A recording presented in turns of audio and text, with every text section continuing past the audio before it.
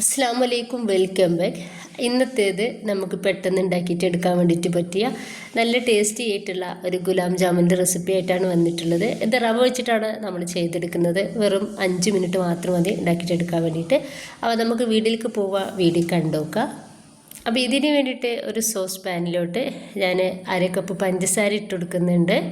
ഇനിയിപ്പോൾ ഇതിലേക്ക് 1 കപ്പ് വെള്ളമാണ് ഒഴിച്ചെടുക്കുന്നത്. ഇനിയിപ്പോൾ ഞാൻ ഏലക്കായും പട്ടയും കൊണ്ട് ജസ്റ്റ് ഒന്ന് പൊടിച്ചെടുത്തിട്ടുള്ളതാണ്. അത് 1/2 ടീസ്പൂണ് ഇതിലോട്ട് ഇട്ട് കൊടുത്തിട്ടുണ്ട്. ഇനിയിപ്പോൾ നമുക്കിത് നന്നായിട്ടൊന്ന് തിളപ്പിച്ചിട്ടെടുക്കാം. ഇപ്പോൾ ഇതൊരു 5 മിനിറ്റോളം നന്നായിട്ട് തിളപ്പിച്ചെടുത്തിട്ടുണ്ട്. അപ്പോൾ ഇത്രയും മതി. ഈ ഒരു ടൈമിൽ നമുക്ക് ഗ്യാസ് ഒന്ന് ഓഫ് ചെയ്ത് കൊടുക്കാം. വേറൊരു പാനിലോട്ട് ഞാൻ 1 കപ്പ് പാൽ ഒഴിച്ചെടുക്കുന്നുണ്ട്. ഇപ്പോൾ ഒരു പാല് നമുക്ക് നന്നായിട്ടൊന്ന് തിളപ്പിച്ചെടുക്കണം. ഈ ഒരു സമയത്ത് ഇതിലോട്ട് ഞാൻ 1 ടേബിൾ സ്പൂൺ പഞ്ചസാര കൂടി ചേർക്കുന്നുണ്ട്. ഈ ഒരു സമയത്ത് പഞ്ചസാര ചേർത്ത് കൊടുക്കുന്നത് ഒരിക്കലും സ്കിപ്പ് ചെയ്യരുത്, നിർബന്ധമായിട്ടും ചേർത്ത് കൊടുക്കുക. ഇനിയിപ്പോൾ ഇതിലോട്ട് 1 കപ്പ് റവ ഇട്ടെടുക്കുന്നുണ്ട്. 1 കപ്പ് പാലാണ് നമ്മൾ എടുത്തിട്ടുള്ളത്. അതിലോട്ട് 1 കപ്പ് റവയും ചേർത്ത് കൊടുക്കുന്നുണ്ട്. ഇനിയിപ്പോൾ നമുക്ക് ലോ ഫ്ലെയിമിൽ വെച്ചിട്ട് ഈ ഒരു റവ നന്നായിട്ടൊന്ന് വേവാക്കിയെടുക്കാം.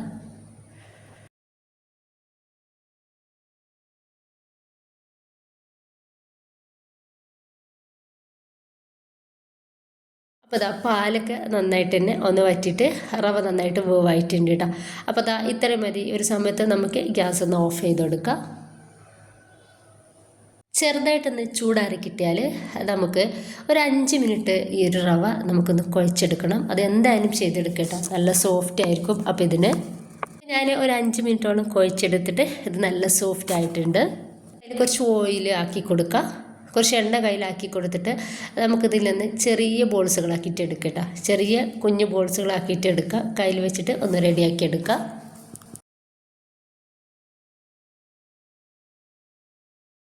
അപ്പോൾ ഇതുപോലെ ഒന്ന് റെഡിയാക്കി എടുത്തിട്ടുണ്ട്. മുഴുവനായിട്ടും ഇതുപോലെ തന്നെ ഒന്ന് ചെയ്തെടുത്തിട്ടുണ്ട്. നന്നായിട്ട് ചൂടായിട്ടുള്ള എണ്ണയിലേക്ക് നമുക്കിതൊന്ന് ഇട്ടുകൊടുക്കുക. നമ്മൾ ഇടയ്ക്ക് മീഡിയം ഫ്ലെയിമിലും അതുപോലെ തന്നെ ലോ ഫ്ലെയിമിലും ഇട്ടിട്ട് വേണം ഇതൊന്ന് ഫ്രൈ ചെയ്തിട്ട് എടുക്കാൻ വേണ്ടിയിട്ട്.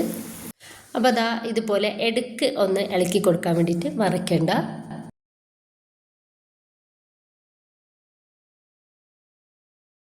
അപ്പോൾ ഏകദേശം ഒന്ന് റെഡി ആയിട്ടുണ്ട്. അപ്പോൾ നന്നായിട്ട് ഭംഗിയുള്ള നല്ലൊരു ബ്രൗൺ കളർ ആവുന്ന സമയത്ത് നമുക്കിത് എണ്ണയിൽ നിന്നും കോരി മാറ്റാം.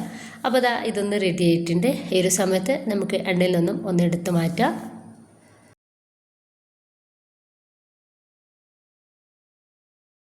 നമ്മൾ റെഡിയാക്കി വെച്ചിട്ടുള്ള ആ ഒരു ഷുഗർ സിറപ്പിലേക്ക് നമുക്കിത് ഇട്ടുകൊടുക്കാം. 1 മണിക്കൂറോളം നമുക്കിത് ഷുഗർ സിറപ്പിൽ ഇട്ട് വെക്കണം. എന്നിട്ട് വേണം കഴിക്കാൻ വേണ്ടിയിട്ട്. അപ്പോഴാണ് ഇതിൻ്റെ ഒരു മധുരമൊക്കെ ഇതിൻ്റെ ഉള്ളിലേക്ക് നന്നായിട്ട് പിടിക്കുള്ളൂ കേട്ടോ. നല്ല ടേസ്റ്റാണ്. എല്ലാവരും ഉണ്ടാക്കി നോക്കുക. നിങ്ങളുടെ അഭിപ്രായങ്ങൾ കമൻ്റായിട്ട് അറിയിക്കുക. ഓക്കെ, ഇൻഷാ അല്ലാ.